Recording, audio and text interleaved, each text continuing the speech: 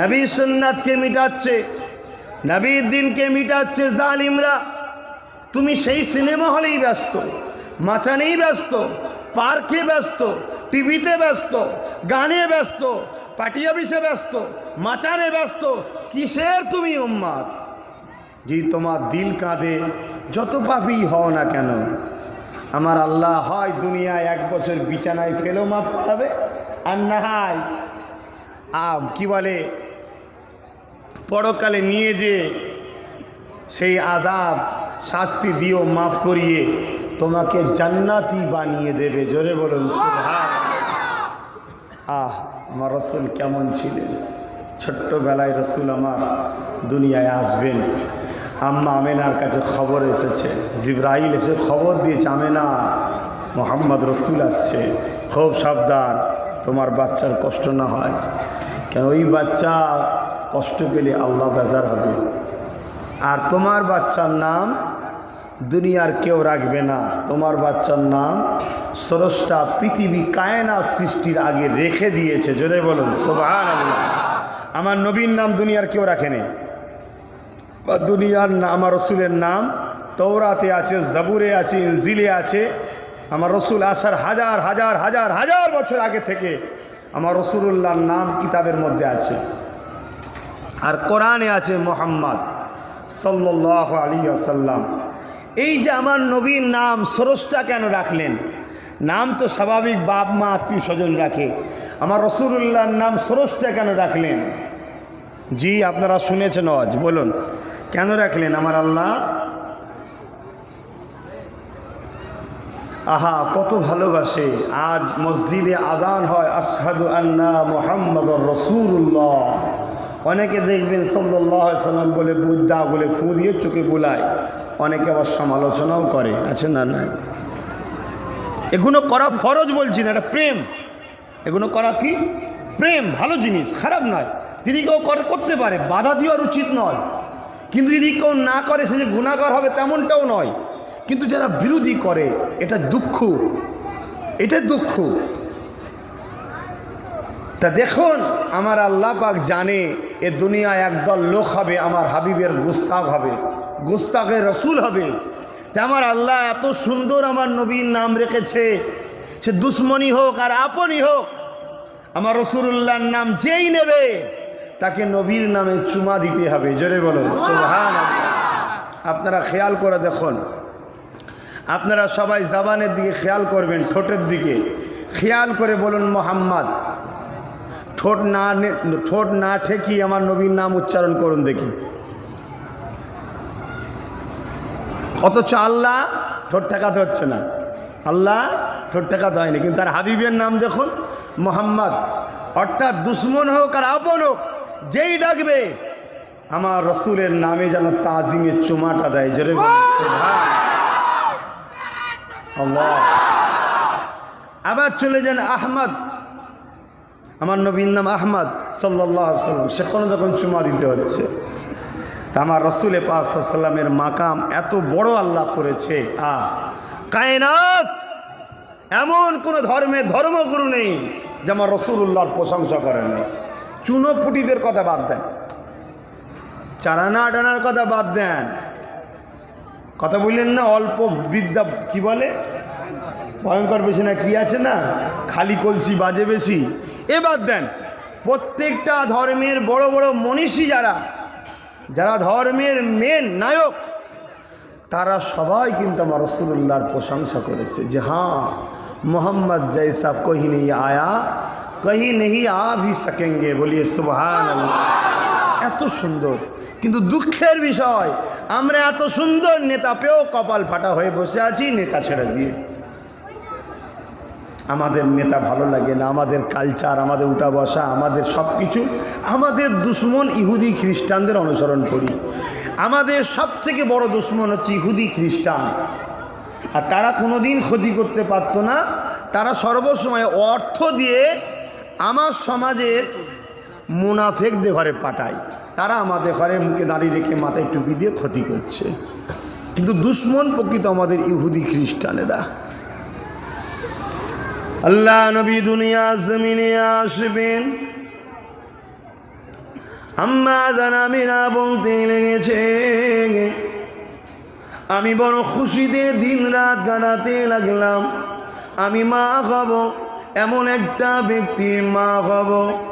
আহারে জিনার জন্যে তামাম নবী আলাইহিমুস সালামরা কেঁদেছিল, ও রব্বি আল্লাহ পাক, আপনি যদি আমাকে নবী না করে, রসুল না করে, পথ প্রদর্শক না করে, মেসেঞ্জার না করে, অবতার না করে, আল্লাহ পাক আপনি যদি আমাকে আখিরি নবী মুহাম্মদ রাসূলের উম্মত করতেন, নিজেকে বড় ধন্য মনে করতাম। আমি আমিনা সেই নবীর আম্মা হব।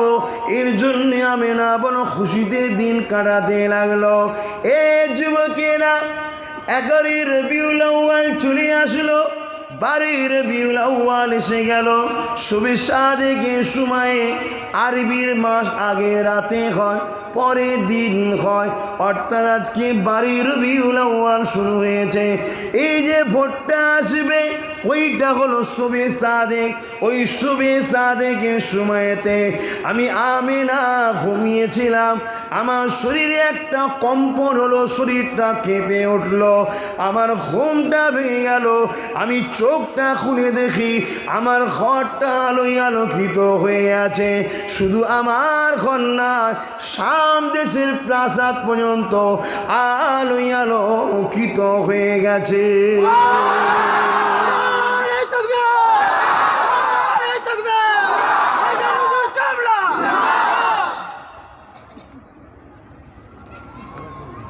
আম্মা আমেনা বলছেন, এত নূর, এত আলো, এত জ্যোতি, এত লাইট, আরবিতে নূর বলে, কোথা থেকে আসছে?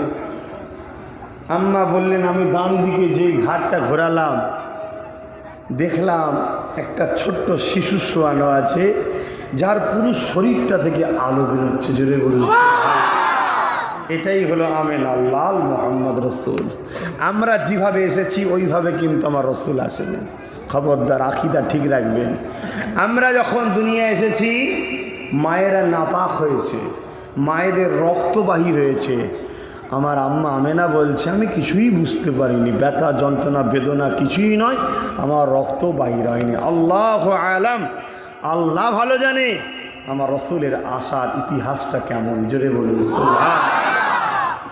আমরা যতটুকু জীবনী থেকে, ইতিহাস থেকে, কিতাব থেকে পেয়েছি, অতটুকু আপনাদের কাছে রাখতে পারবো। আল্লাহু আলাম। এ যুবকেরা, আমি আপনি যখন মায়ের গর্ভে ছিলাম, মায়ের পেটে মাঝে মাঝে যন্ত্রণা যন্ত্রণা হতো। আম্মা জান আমিনা বলতে লেগেছে, আমার বাচ্চা আমার গর্ভে ছিল, কোনো দিনের জন্য আমি আমিনা ব্যথা গরম অনুভব করতে পারি না। আমিনা রে, সাইয়্যিদুল মুরসালিন রাহমাতাল লিল আলামিন কোনো দিনের জন্য মাকে কষ্ট দেয়নি। আমি আপনি মায়ের পেটে ছিলাম, যতদিন বাড়ে মায়ের পেটও বাড়ে, যতদিন বাড়ে মায়ের পেটও বড় হয়। আম্মা আমিনা বলতে লেগেছে, স্বাভাবিক জীবনে যেমন নারীদের শরীর থাকে, আমি আমিনা গর্ভে সন্তান ছিল, কোনো দিনের জন্য আমার পেটটা বড় হয়নি। আল্লাহ আপনি ভালো জানেন কিভাবে আমার রসুল এসেছে, কেননা সন্তান থাকলে পেট বাড়ে। আম্মা আমিনা বলে, কোনো দিন আমার বাড়ে না। আমি আমিনা অবাক হয়ে গেলাম, আমার বাচ্চার শরীরে এত জ্যোতি, এত নূর, মাগরিব থেকে মাশরিক পর্যন্ত আমার বাচ্চা শরীরের আলোয় আলোকিত হয়ে যায়। যুবকেরা, আম্মা জানাত আয়েশা সিদ্দিকা রাদিয়াল্লাহু তাআলা আনহার এই জায়গাতে একটা হাদিস বলি শুনে।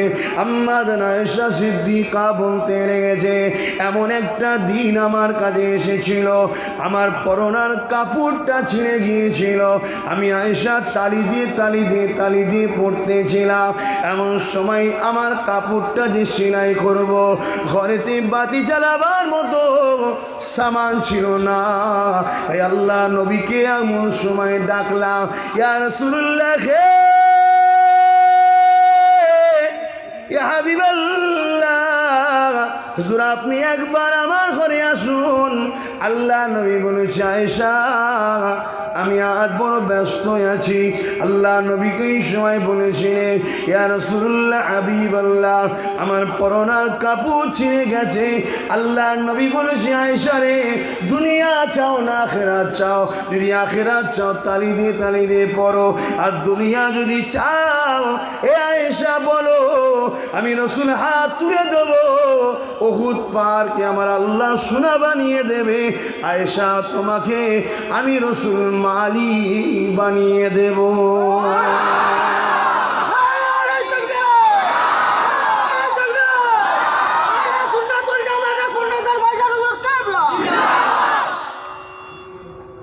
আল্লাহ রসুল কিন্তু বললেন যদি তুমি বলো আমি দোয়া চাইবো, তাই তো?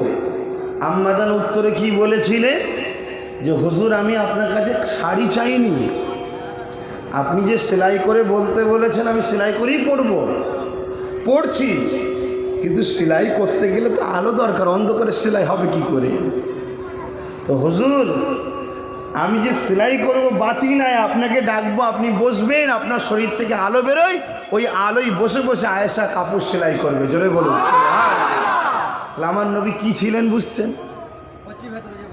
আর আল্লাহ রসুল এই যে বললেন আয়েশা তুমি যদি বলো দোয়া করব, দোয়া চাইতে বলেনি, এই যে বললো করবো উহুদ পাহাড়ে সোনা হবে, ওই মুহূর্তেই আল্লাহ উহুদ পাহাড়ের পাদদেশটাকে সোনা করে দিয়েছে। জোরে বলুন সুবহানাল্লাহ।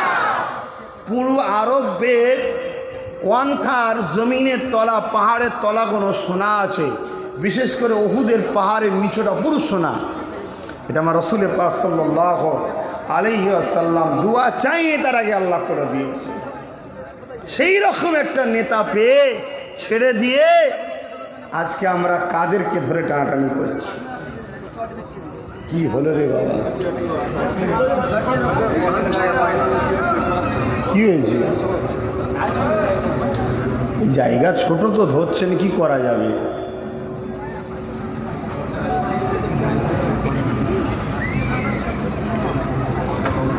কি গো আলোচনা অসুবিধা হচ্ছে না তো? কি শুনতে এসছো আমি জানি না, তো আমি রসুলের কথা একটু বলবো।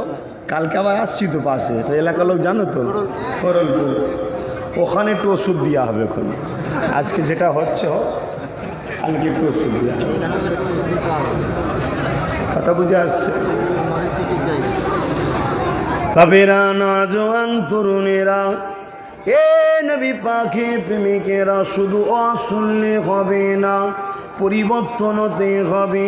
ভালো মানুষের অভাব দুনিয়া জমিনে বড়ই কম।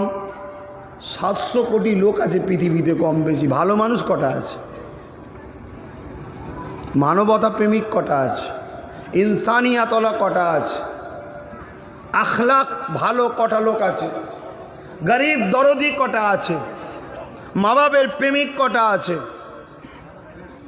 মানুষের অধিকার দিয়ে দেবে কটা লোক আছে? আমানত খিয়ানত করব না, আমানত দাতা কটা আছে? লোক তো 700 কোটি হয়েছে। আল্লাহ পাক তাই তো বললেন মানুষই হলো সব থেকে শ্রেষ্ঠ, আর মানুষই হলো সব থেকে নিকৃষ্ট। শ্রেষ্ঠ হতে গেলে শ্রেষ্ঠত্বের যে সংজ্ঞা আছে ওই সংজ্ঞায় চলতে হবে, আর নিকৃষ্ট হতে গেলে ওটা খুব সহজ কাজ। নিকৃষ্ট হওয়া খুব সহজ, কথা বুঝছেন না? একটা লোক বলছে, একটা আলেমকে একজন জিজ্ঞেস করছে যে হুজুর আপনি এত আদব শিখলেন কি করে? বলছে বিআদব যা করে তার উল্টোটা করি আমি, তাই আদব হয়ে গেছি। কথা বুঝছেন না? অতএব নিকৃষ্ট হওয়া খুব সহজ। আল্লাহ ওয়ালারা যেটা করতে বলে তার বিরোধী করলেই তো নিকৃষ্ট হয়ে যাবে, সহজ কাজ। কিন্তু আল্লাহ ওয়ালা হওয়া বড় কঠিন। জীবনে কোনোদিন বাঁচার জন্য চেষ্টা করবেন না, কেন বাঁচার চেষ্টা করে কেউ কোনোদিন বাঁচতে পারবেন না।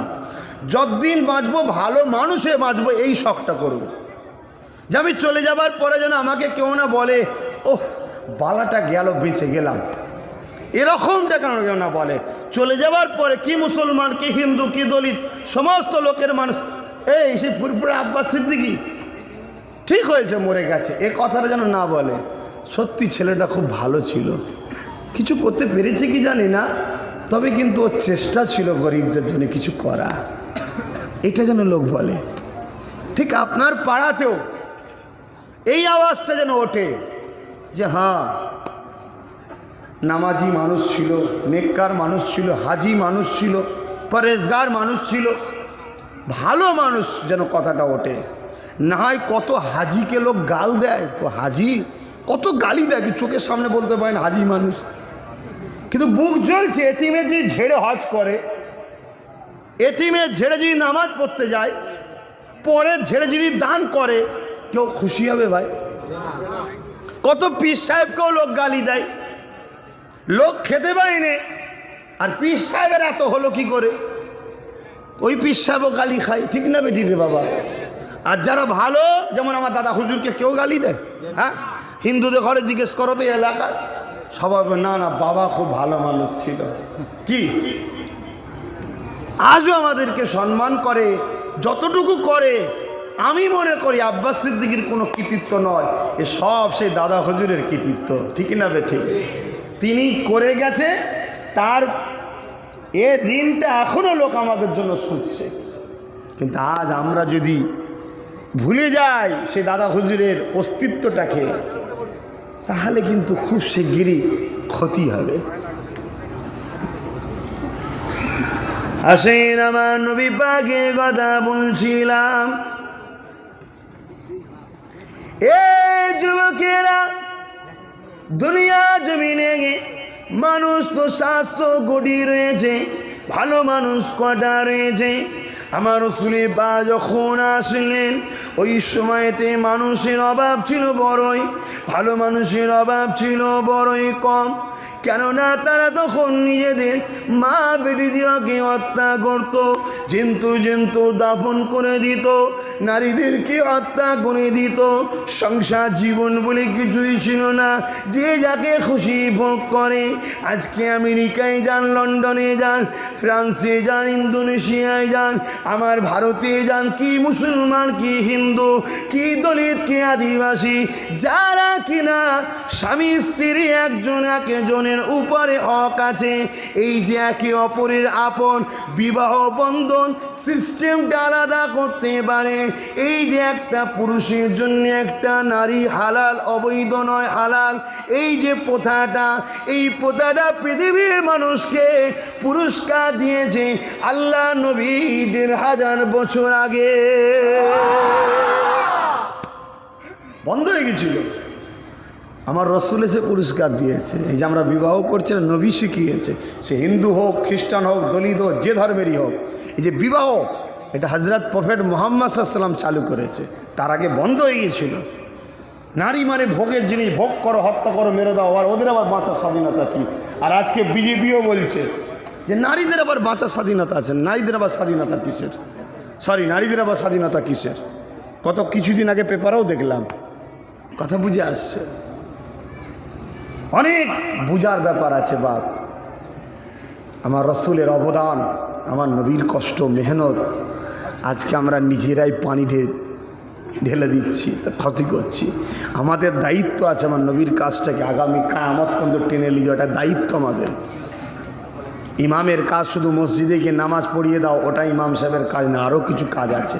হুজুরের কাজ শুধু গদিতে বসে মুসাফা করো, ফু দাও, জলসা করে বাবারা কর দাও, ওটা হুজুরের শুধু কাজ নয়, আরও কাজ আছে। আমরা শুধু গুটি কতক ধরে রেখেছি। আজ যখন আমি নতুন করে কিছু বুঝাচ্ছি, তখনই সবার কাছে একটা আশ্চর্য লাগছে, হুজুর কেন এটা করবে? আরে হুজুরের কাজ এগুলো, হুজুরের কাজ এগুলো। দাদা হুজুর 5 হুজুর কি করেছে, কারো মুখে শুনবেন কি করে? জীবনী পড়ুন না, সব বুঝতে পারবেন দাদা হুজুর 5 হুজুর কি করেছে, অবাক হয়ে যাবেন। আমরা তো দাদা হুজুর 5 হুজুরকে শুধু স্টেজে রেখে দিয়েছি, আর কোনো জায়গায় তো নেই দাদা হুজুর 5 হুজুর। আর কোনো জায়গায় আছে নাকি? শুধু স্টেজে আছে। স্টেজে উঠলে বাপ রে বাপ, দাদা হুজুরের বোতলে ফোঁ দিয়েছে, ফেটে গেছে, অমুক জায়গায় বোতল ছুঁড়েছে, এই হয়েছে। স্টেজে উঠলে দাদা হুজুর 5 হুজুর, তারপরে দাদা হুজুর 5 হুজুর শেষ। অথচ দাদা হুজুর 5 হুজুর একটা মানুষ সকাল থেকে নিয়ে ঘুমাবার পর্যন্ত প্রত্যেকটা মুহূর্ত যা করণীয় আছে বাংলার মানুষকে সব কাজটা দাদা হুজুর 5 হুজুর শিখিয়েছে। জোরে বলুন সুবহানাল্লাহ। আমরা নিজেরাই আমার দাদা হুজুর 5 হুজুরকে আমরা নিজেরাই ছোট করে দিয়েছি, আমরা নিজেরাই শেষ করে দিয়েছি। আজকে এক একটা হজরতের ইংলিশে বই আছে, আরবিতে বই আছে, বাংলায় বই আছে, ফার্সিতে বই আছে। আরে আমার ইমামকে আল্লাহ কত বড় করেছিল যে সৌদি আরবে পর্যন্ত সেখানকার উলামারা আমার মুজাদ্দেদ জামানকে ইমাম বলে, খলিফা বলে হাতে হাত দিয়ে বায়াত হয়েছিল। জোরে জোরে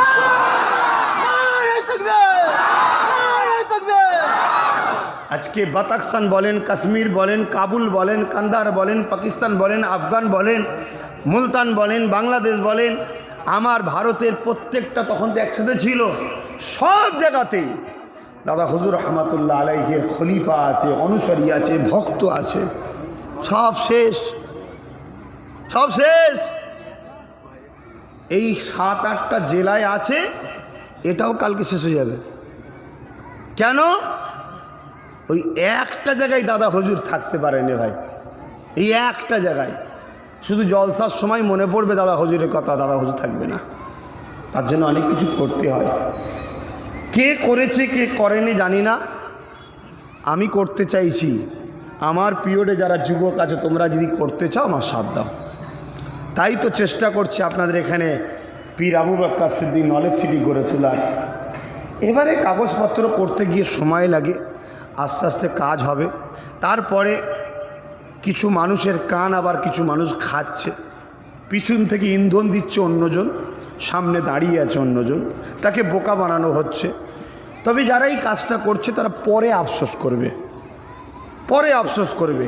কারণ এই জিনিসটা গড়ে উঠলে এই এলাকার হাজার নয় হাজার হাজার লোকের কর্মসংস্থান বেরোবে।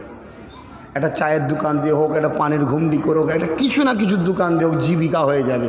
তারপর ওর ভেতরে হাজার হাজার লোকের কাজ আছে, ঠিক না বেটি? কিন্তু কয়েকটা মানুষকে পিছন থেকে কিছু স্বার্থলোভী মানুষ, যারা চায় না আব্বাস সিদ্দিক এটা করে উঠতে পারুক, তারা ভাবছে আব্বাস সিদ্দিক এটা করলে বিশাল প্রভাব প্রচার হয়ে যাবে, বিশাল নাম হয়ে যাবে। কথা বুঝে আসছে?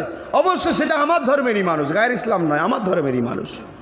তারা কিন্তু আমার কিছু ভাইকে, আমার দেশবাসী ভাইকে পিছন থেকে মানে কি বলে একটা ইন্ধন দিয়ে ভুল রাস্তায় পরিচালনা করাচ্ছে।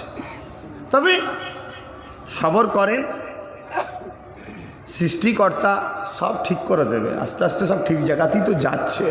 কিন্তু এই মানুষগুলো পরে আফসোস করবে যে আমরা বড় ভুল করলাম।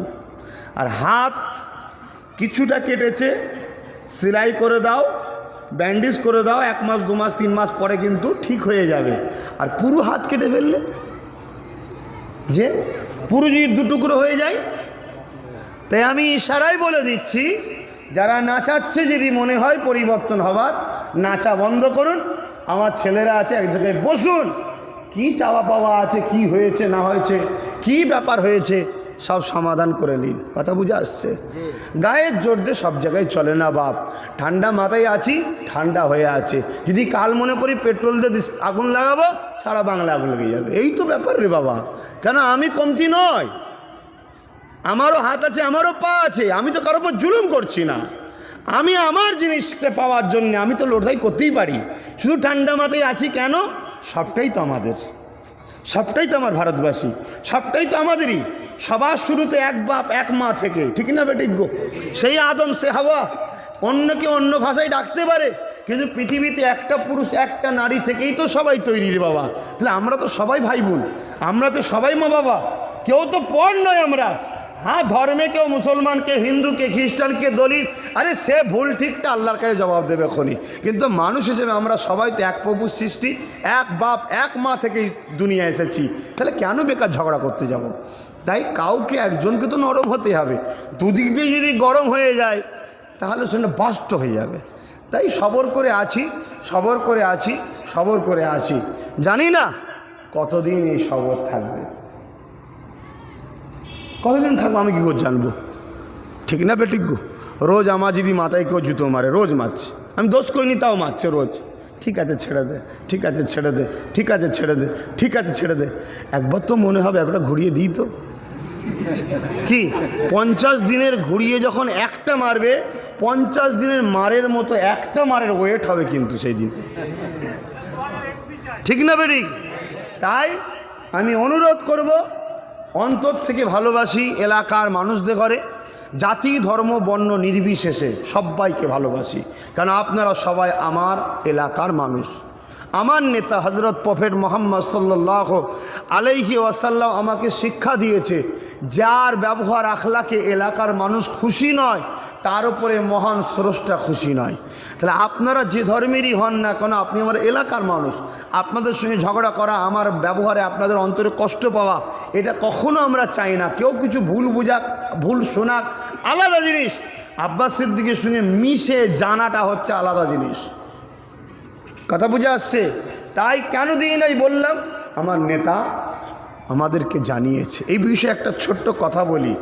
হজরতে আবদুল্লাহ একটা যুবক ছেলে, বয়স এই 18-19 বছর বয়স হবে, মানে একেবারে তাজা তরুণ, খুন টকবক করে ফুটছে, এরকম একটা যুবক ছেলে গ্রামে থেকে শহরে এসেছে কাজের জন্য। যেখানে ঘর ভাড়া নিয়েছে তার পাশের বাড়িটা একজন আগুন পূজারীর বাড়ি, সে আগুনের উপাসনা করে, যাকে বলা হয় মুজুসি। আগুনের উপাসনা করে, ঘরের পাশে ঘর। তা এই ইয়ং বয়সের ছেলে কাজের সন্ধানে এসেছে শহরে, কিন্তু মুসলমান।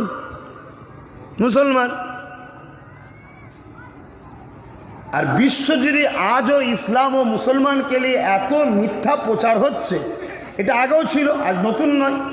তখন এত মানে কি বলে টেকনোলজি উন্নত ছিল না, কিন্তু তথাপিও প্রচার তো হতো।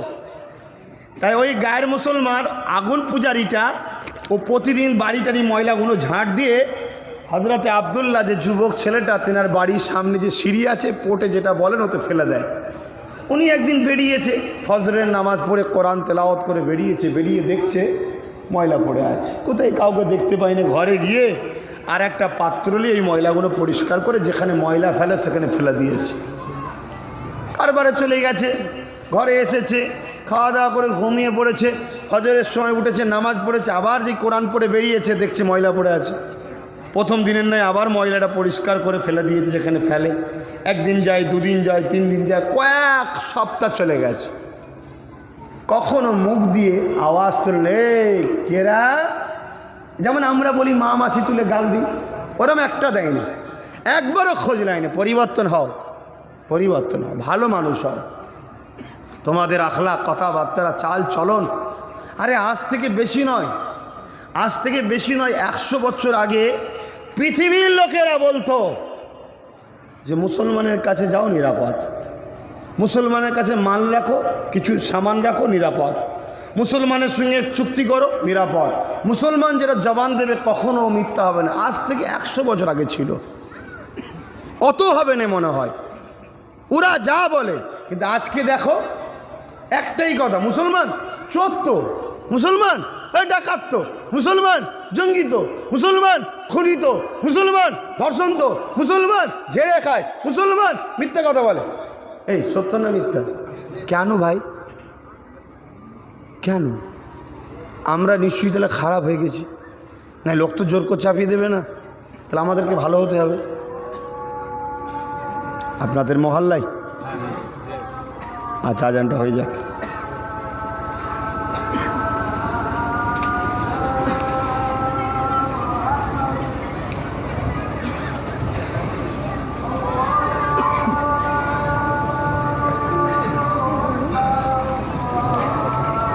ইমাম মুয়াজ্জিন যেটা বলছে ওটাই মনে মনে বলুন, আজানের জবাব দিতে হয়, ওটাই বলুন। আল্লাহু আকবার।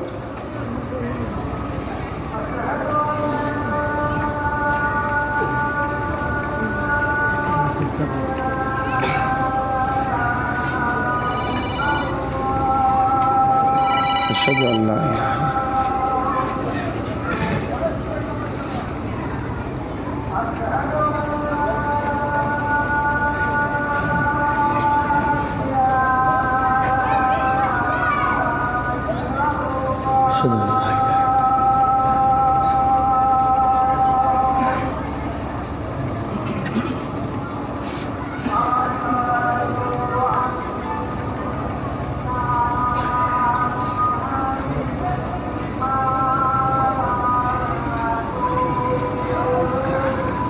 সাল্লাল্লাহু আলাইহি ওয়াসাল্লাম।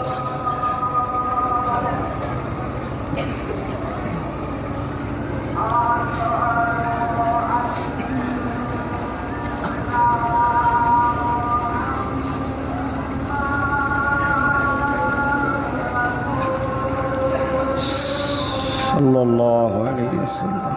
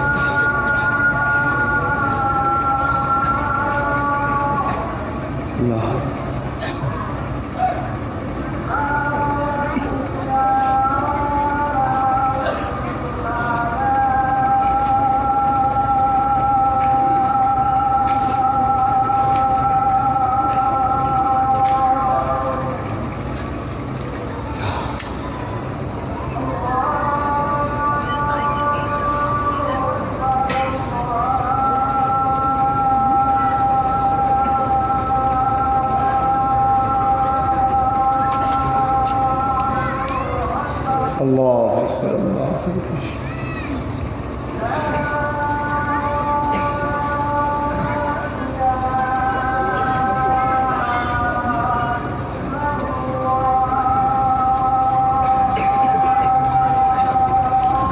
اللهم رب هذه الدعوة التامة والصلوات القائمة آت محمد الوسيلة الفضيلة الرفيعة مقام محمود للأجواب والصدق لا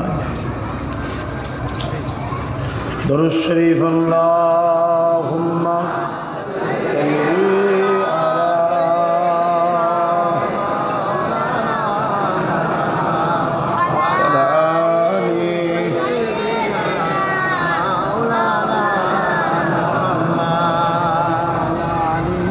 যে কথা বলছিলাম হযরতে আব্দুল্লাহ হুজুরের কথাটা বলি তো কোনোদিন কোনো গাল মন্দ করে না।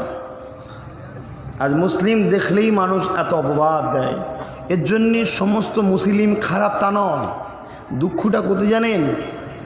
যারা সামনে সারিতে দাঁড়িয়ে আছে, টিভিতে আসে বা বক্তব্যে আসে, তারা হলো ডুপ্লিকেট মুসলমান। ওইগুলোকে দেখে মনে করে সবগুলোই এই কোয়ালিটি। কি ধরুন কোনো জিনিস রয়েছে, ওপরটা যেটা দেখবেন ভাতের একটা হাঁড়ি চাল টিপলেই মনে করে ভাত হয়ে গেছে, এই হয়ে গেছে ব্যাপার। আর একটা কথা হলো মিডিয়া ইহুদিদের হাতে, পৃথিবীকে নিয়ন্ত্রণ করছে ইহুদিরা। 1,10,00,000 লোক পৃথিবীর 700 কোটি লোককে চালাচ্ছে। এই ইহুদিদের হাতে মিডিয়া আছে, সবচেয়ে বড় বড় মিডিয়া ইহুদিদের হাতে। তারা বারবার মুসলিমদের মধ্যে কিছু কুলাঙ্গার আছে, অস্বীকার করছিনি, সেইগুলোকে হাইলাইটটা করে। প্রকৃত যারা মুসলিম, ইসলামের যে আদর্শটা কি, শান্তির বার্তা দেয় ইসলাম, মানবতার বার্তা দেয়, আমানের কথা বলে, দেশপ্রেমের কথা বলে, সম্প্রীতির কথা। আরে সম্প্রীতির তো জনক আমার রসুল। কিন্তু আজকে সম্প্রীতি করছে কে? মাথায় টুপি দিয়ে মোল্লা পুজোর মণ্ডপে যে ফেতে কাটছে ও সম্প্রীতি করছে, ভাবছে ফেতেটা কাটা হলো সম্প্রীতি। না, ও ফেতে কাটছে দেখি কালকে আবার একটা হিন্দুর জমি দখলও করছে, আবার ওর জন্যে আমার কওমের বদনাম হচ্ছে। মন্দিরে গিয়ে ফেলে কাটার নাম সম্প্রীতি নয়। সম্প্রীতি হলো মানুষ যে কোনো ধর্মেরই হোক, তার সুখে দুঃখে সাথ দিয়ে তার সমস্যাকে সমাধান করার নাম হলো সম্প্রীতি। সে তার ধর্মীয় কাজ করুক না, কিন্তু এইটাকে আমরা মনে করছি সম্প্রীতি। মাথায় টুপি দিয়ে এসে আমাদের ইফতারে বসে গেছে, ভাবছি সম্প্রীতি, খুশি খুব। আর এটা সম্প্রীতি নয়। সম্প্রীতি হলো ওই কমকে যদি কেউ দরদের সাথে টেনে তুলে আনে। যেমন আমি বলেছি, নলেজ সিটির চতুর্দিকে মুসলিম সহ আদিবাসী যত ধর্মের মানুষ আছে, গরিব মানুষেরা, প্রত্যেকটা গরিব যতদিন আমি বাঁচব এবং এই প্রতিষ্ঠান কিয়ামত পর্যন্ত যতদিন থাকবে, এই টোটাল চতুর্দিকে যত ধর্মেরই মানুষ আছে সমস্ত ঘরের বাচ্চাদের পড়া হলো ফ্রি। এটা হলো সম্প্রীতি।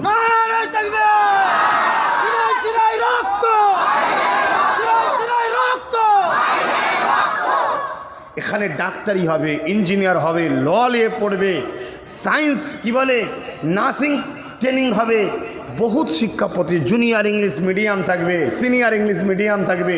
তো বাচ্চাদের এই যে যেমন রাস্তা দিয়ে আসি, ওনাদের কি ধর্ম বল আমি জানি না, যাই হোক, মাটির বাড়ি, খালি গায়ে, চুলে তেল নেই, খারাপ নেবেন না ভাই, সত্য, আমি ওদেরকে ছোটো করছি না, এটা দুঃখে বলছি। পায়ে জুতো নেই, এই শীতকাল এলে পা ফেটে যাচ্ছে, ওই বাচ্চাগুলোকে যদি তুলে পড়িয়ে একটা স্কুল মাস্টার হয়ে যায়, একটা ডাক্তার হয়, একটা জজ হয়, একটা ডিএম হয়, এই এলাকার টোটালটা পরিবর্তন, একটা শহর তৈরি হবে যেখানে ডাক্তার, উকিল, জ্ঞানীরা থাকবে। এই সমাজে কখনো হিন্দু মুসলমানের দাঙ্গার কোনো দিন হবে না। আর যেখানে বিদ্যা নেই, ওই মাচাই বসে এ ওকে কাটিয়ে দেবে, ওকে কাটিয়ে দেবে, ওকে কাটতে পারলে ভালো হয়, এই সব ফেতনা সেখানে হয়। শিক্ষা যেখানে নেই সেখানেই অশান্তি আছে।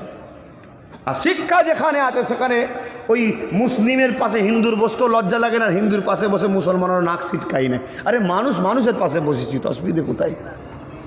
কথা বুঝে আসছে? আমি তো ওকে ওনাকে বলিনি আমার ধর্ম মানো, উনি আমাকে বলবেন ধর্ম মানো, তোমার যেটা ভালো লাগে করো, আমার যেটা ভালো, সৃষ্টিকর্তাকে জবাব দেবো। কথা মাথায় ঢুকছে? তাহলে সেইটাই তো আমার লক্ষ্য। কিন্তু এইটা টোটাল বাংলার সব জায়গার মেন সেন্টার হবে এটা। কারণ দাদা হুজুর বাংলার মানুষ এক কথাই, সমস্ত মানুষ দাদা হুজুরকে ভালোবাসে। উনি যেমন একদিকে ধর্মের ইমাম ছিল, আর একদিকে তেমন স্বাধীনতার সংগ্রামী ছিলেন। দেশে তিনার বিরাট অবদান। এখন তিনার আওলাদদের মধ্যে কেউ যদি বলে উনি স্বাধীনতা সংগ্রামী ছিলেন না, তার কথাটা তো দলিল নয়, দলিল হলো ইতিহাস, দলিল হলো কিতাব। কথা বুঝে আসছে? আমি যিনি না বলছে তিনাকে আমি ছোটো করছি না, নওজুবিল্লাহ, তিনিও তোমার পীরের বাচ্চা, কেন ছোটো করতে যাব? বিয়াদুবি হবে। কিন্তু আমি তিনার কথা তো মানবো না, আর তিনার সঙ্গে বিয়াদুবিও করবো না। আমি ইতিহাস পড়ব, ইতিহাস পড়ব, একটা দুটো তিনটে নয়, শয়ে শয়ে ইতিহাস। শুধু মুসলমান লিখেছে তা নয়, বড় বড় গায়ের মুসলমান, হিন্দুদের বড় বড় পণ্ডিত, সাহিত্যবিদ, ঐতিহাসিক দার্শনিক, তারাও লিখেছে। ঐতিহাসিকবিদরা ফুরফুরা পীর আবু বকর ফ্রিডম ফাইটার, স্বাধীনতা সংগ্রামী ছিলেন। বলুন আলহামদুলিল্লাহ। আরে মাতৃভূমিকে ভালোবাসাটা ঈমান, এটা তো ঈমানের অংশ।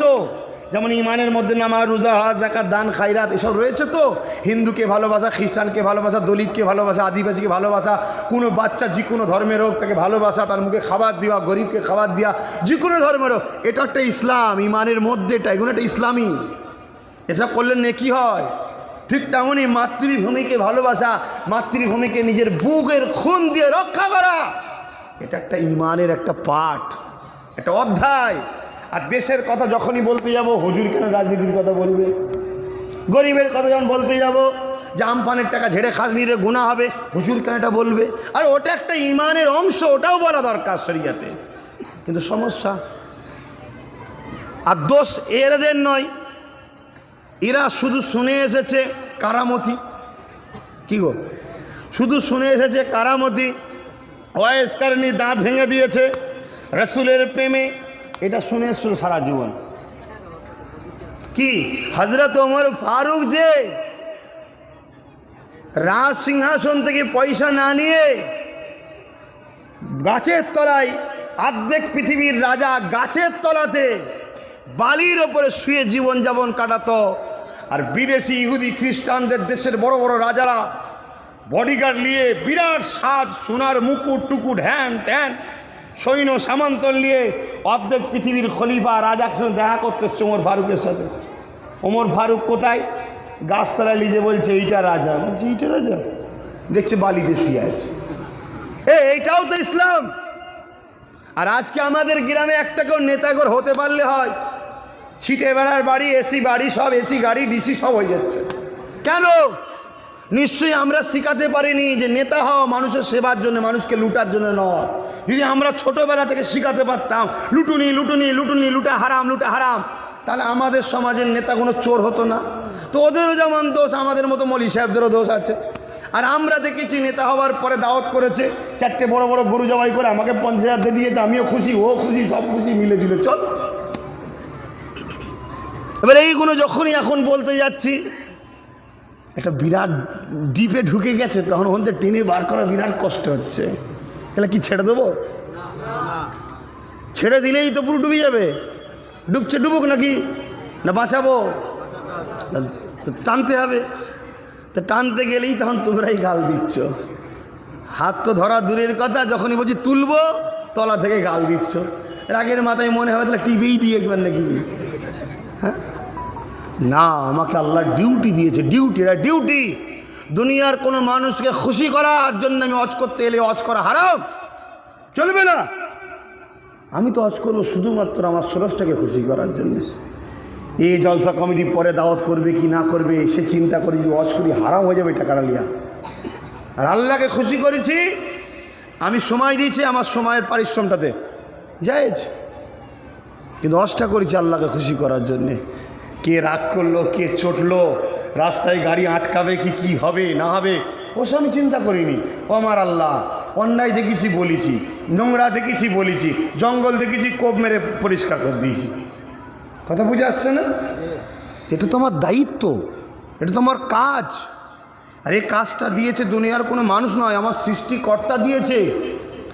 আমার সৃষ্টিকর্তার থেকে আমার কাছে তো আপন দ্বিতীয় কেউ নেই।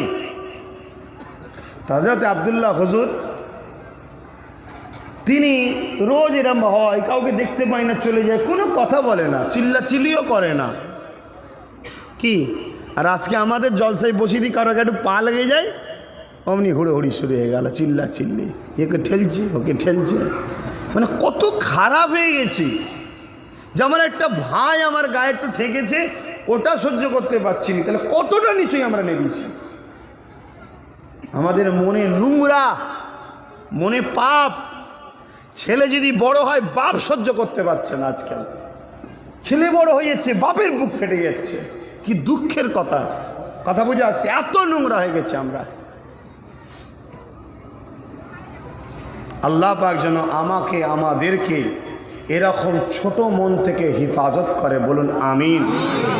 আমাদেরকে আল্লাহ পাক যেন ধৈর্যের সাথে, হিকমতের সাথে, ঠান্ডা মাথায় চলার তৌফিক দেন, বলুন আমিন। তো ভাইয়েরা আমার, একদিন যে মহিলাটা অগ্নি উপাসকটা রোজ ফেলছে, ও ভাবছে এতদিন ধরে আব্দুল্লাহকে জ্বালাচ্ছ, কিছু বলছে না কেন? নিশ্চয়ই তাহলে আমাকে গোপনে গোপনে খুঁজছে, আজকে ওর সামনেই ফেলবো। একেবারে মহিলা টয়লা নিয়ে রেডি হয়ে আসে। হুজুর কোরআন পড়ে যেই বেরোচ্ছে, যুবক ছেলে ব্যবসায়ী যাবে, ওনার সামনে ফেলে দিয়ে কি করবে? দাঁড়িয়ে থাকে ভাই, কি করবে? ছুটেছে। কেন ছুটেছে ভাই?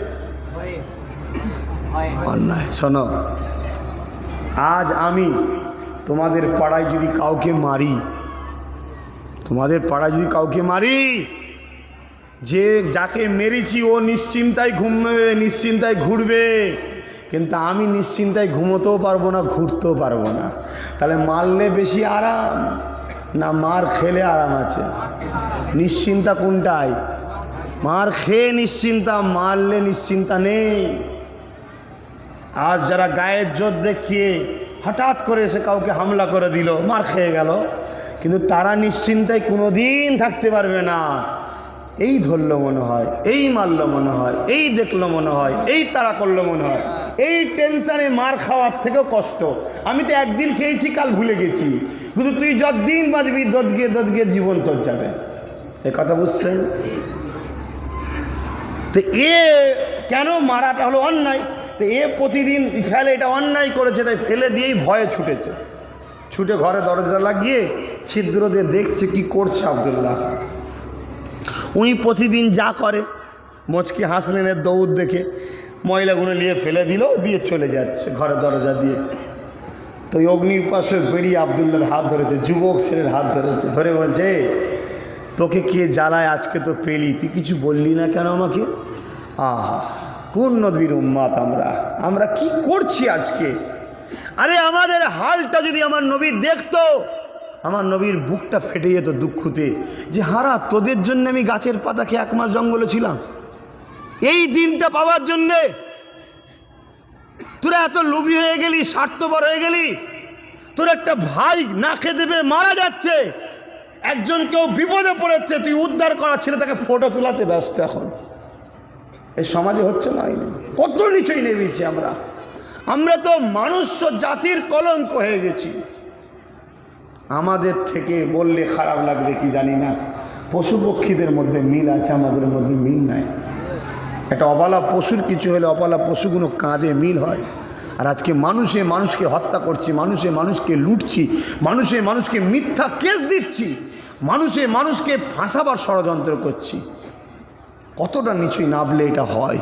আর এ সব কিছুর পিছনে আমি মনে করি উম্মতে মুহাম্মাদী নেতাকে ছেড়েছো তাই। আর এর জন্যে নানা রকম বিমার আসছে, মুসিবত আসছে, সুখ নেই, শান্তি নেই, ঘরে আরাম নেই। কথা বুঝে আসছে? পরিবর্তন হও, সব পাবে, সব ফিরে পাবে।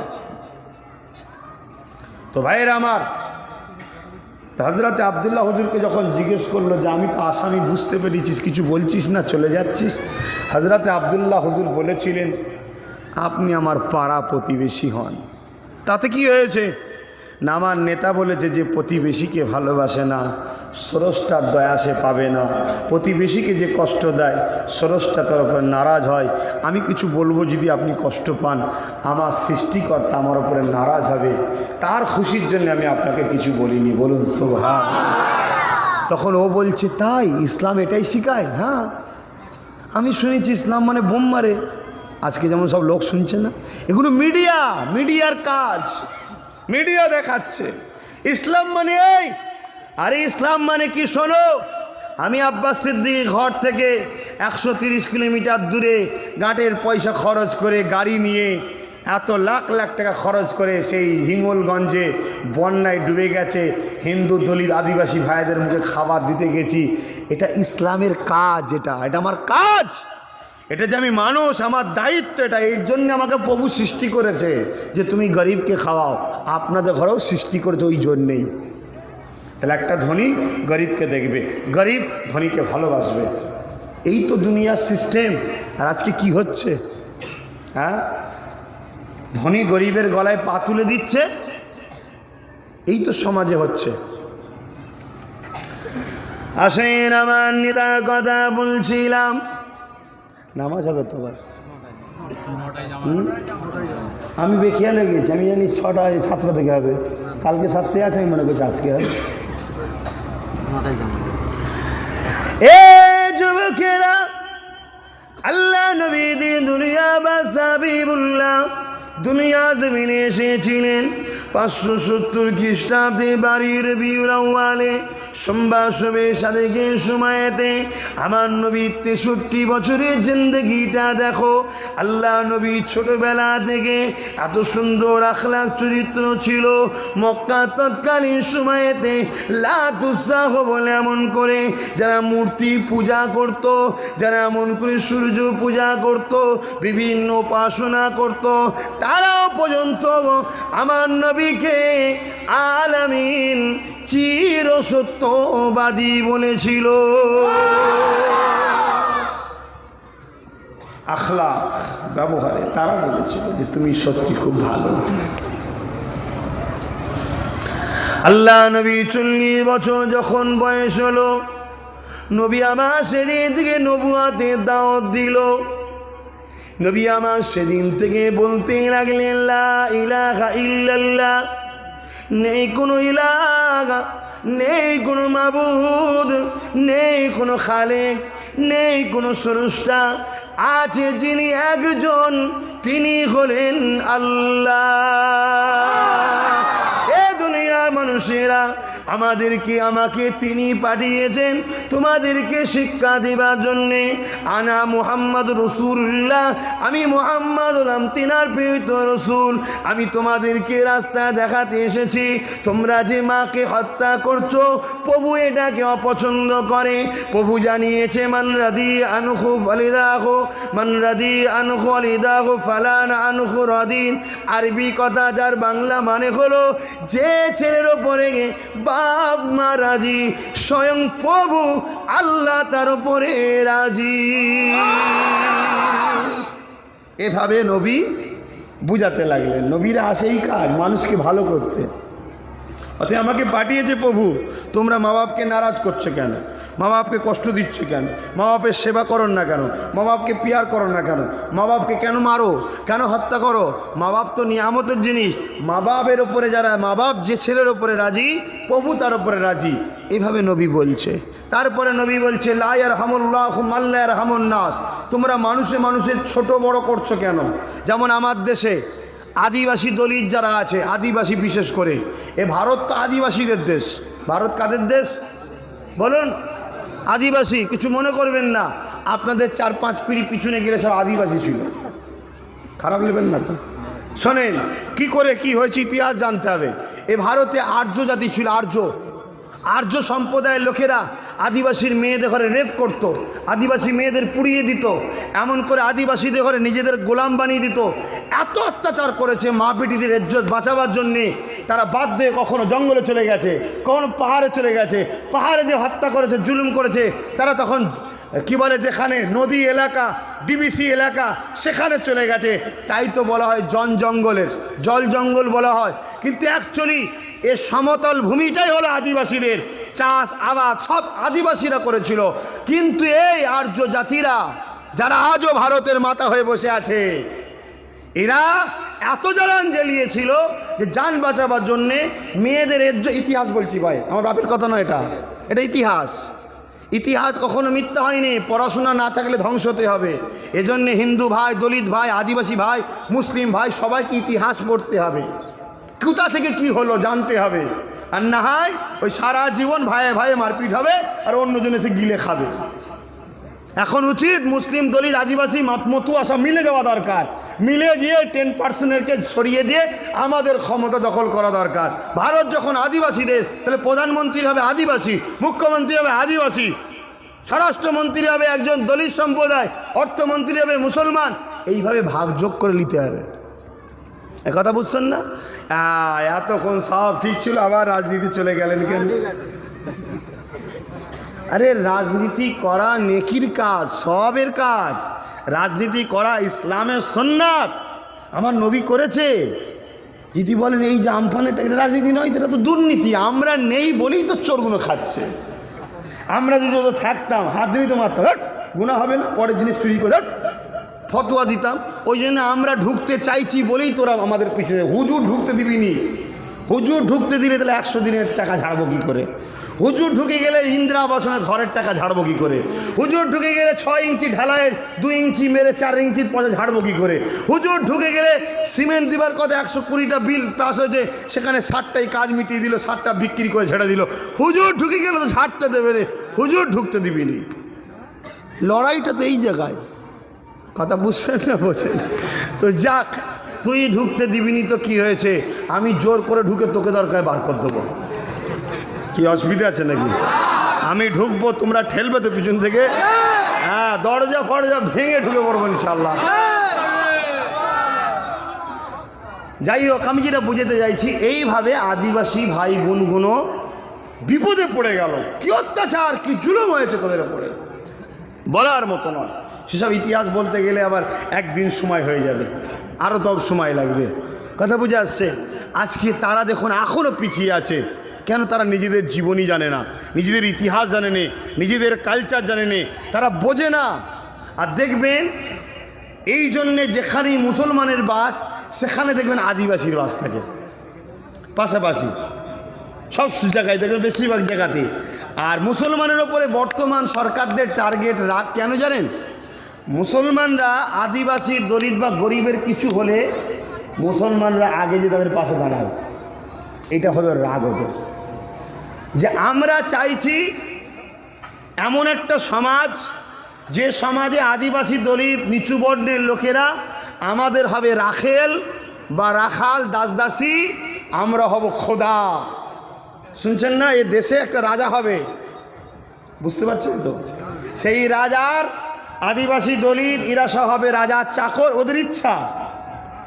আর আমরা মুসলমান বারবার যে বলে দিই মানুষ কখনো মানুষের চাকর হবে না, মানুষ সবাই সমান। এই যে ওদের টার্গেটে আটকে দিচ্ছে, আমরা গিয়ে মুসলমানরা আদিবাসী দলিতদের পাশে দাঁড়িয়ে যাচ্ছি, এটাই হলো ওদের রাগ। অতএব মুসলমানকে আগে মার। আমরা যদি ওদের পাশে না দাঁড়াই, যে তুমি যা খুশি করে লেগে যাও আদিবাসী দলিত মতুয়াদের, আমাদের কিচ্ছু বলবে না। শুনছেন না? আমাদেরকে কিছু বলবে না। তাই আমাদের উপরে এই টার্গেটটার জন্যে, কিন্তু তাহলে বলুন নিজেদেরকে বাঁচাবার জন্য তাহলে আদিবাসী দলিত মতুয়াদের ঘরে ছেড়ে দেন, তাদের উপর জুলুম হচ্ছে, যা হচ্ছে হোক, যাক, আমাদের দেখার দরকার নেই। খেতে পাচ্ছে না, মরে যাচ্ছে, আজ যাচ্ছে, আমাদের দেখার দরকার নেই। আমরা বাবা আমাদের টেলে থাকি। কি গো, পারবেন? কেন পারবেন না? কেন আপনি ইমানদার হতে পারলেন না? কেন? আপনার নেতা বসে আছে, এমন সময় একজন ইহুদি এসে বলছে মোহাম্মদ ইসলাম কি শিখায়, ইসলামের সব থেকে ভালো কাজ কি? এটা আরবি কথা, যার বাংলা মানে হলো শান্তি। আবার রসুল বললেন ইসলামে সব থেকে ভালো কাজ হলো খোদার্থকে খানা খাওয়ানো। বলুন সুবহানাল্লাহ। এখানে মুসলমান নেই, শুধু বলেছে খোদার্থকে খানা খাওয়ানো। খোদার্থটা আদিবাসী হতে পারে, দলিত হতে পারে, যে হতে পারে।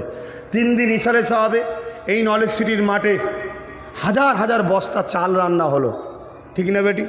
এত রান্না করতে পারি, আমি কি 2-10টা গরু জবাই করে রান্না করে খাওয়াতে পারিনি? এই পয়সা অভাব আছে, কিন্তু করিনি কেন? যাতে করে একটা আদিবাসী ভাই, দলিত ভাই, সাঁওতাল ভাই, বাগদি ভাই, মতুয়া ভাই, যে কোনো ধর্মের মানুষ এসে যেন একটু বসে খেতে পারে। তাই সাদা ভাত আর সবজি করেছি, কারো খাওয়াতে অসুবিধে নেই, কারো ধর্মীয় এখানে বাধাও নেই, ঠিক না বেটি? এত চিন্তা করেছি কেন? আমার পাড়া প্রতিবেশীরা একটা এত লাখ লাখ লোক এসে খাবে, আর এই এলাকার 2টো বাচ্চা, 2টো বাপ, 2টো মা, অন্য ধর্মের তো কী হয়েছে, তারা 2টো খেতে পারবে না? আমি যদি ওটা করে দিই, কিছু লোকের এটা রুচি নয়, তাদের পছন্দ নয়, তাদের এই খাদ্যটা তারা খায় না, তাহলে সেই জায়গায় তারা বঞ্চিত হয়ে যাবে। সেই চিন্তায় চলো শুধু সবজি ভাত ডাল 3 দিন ধরে খাওয়ানো হয়েছে। সব জানেন তো, আপনার এলাকার লোক কাজ করেছেন তো, লাখ লাখ লোক খেয়েছে। তা আমি আবার দাওয়াত দিয়েছি এলাকার সমস্ত মানুষকে, আমরা সবাই মিলে আসুন, কাঁধে কাঁধ মিলিয়ে, কেউ কিছু কামড়ালে তাদের কথায় কান না দিয়ে, মিলেমিশে আমাদের সবার ভবিষ্যৎ হবে। এই নলেজ সিটিটা গড়ে তুলি। আজ একটা এলাকায় ভালো হসপিটাল নাই, এখানে যদি হঠাৎ করে কিছু হয় কলকাতা যেতে হবে, অপরিচিত জায়গা, সিট পাবেন না, কত সমস্যা হবে। আর এখানে যদি একটা বড় মাপের হসপিটাল তৈরি হয়, অলরেডি আমি প্রজেক্ট ফেলে দিয়েছি, প্রজেক্ট তৈরি হয়েছে, ফেলে দিয়েছি। প্রজেক্টটা পাস হয়ে গেলেই একটা কমসে কম 300 বেডের সর্বপ্রথম শুরু হচ্ছে, 300টা রুগী একসাথে ট্রিটমেন্ট হবে। এত বড় একটা হসপিটাল হচ্ছে। একটা আদিবাসী এলে কি আমি তাড়িয়ে দেবো? একটা দলিত এলে কি তাড়িয়ে দেবো যে তোমার চিকিৎসা এখানে নেই? যদি এটা করি আমি, তাহলে মানুষ নয়, আমি মানুষ সুরাতে পশু, যেটা মানুষের কষ্ট বুঝলাম না। অতএব সবার জন্য যখন করছি, তাই কারো ষড়যন্ত্রে পা দেবেন না। আমার আব্বা, আমার ভাই, আমার আদিবাসী, হিন্দু, দলিত সবাই আমার ভাই বোন হন, মা বাবা হন। অনুরোধ করে যাচ্ছি, পীরের বাচ্চা, স্বাধীনতা সংগ্রামী ঘরের ছেলে, কারো প্ররোচনায় পা দেবেন না। ঠিক সময় হলেও আপনার মাথা থেকে হাত সরিয়ে দেবে, দিয়ে আপনার দিদিকে গেল, ওদিকে গেল, দুদিকে যাবে। আরে আমি তো করবো ইনশাল্লাহ, আজ নয় কাল করবোই তো।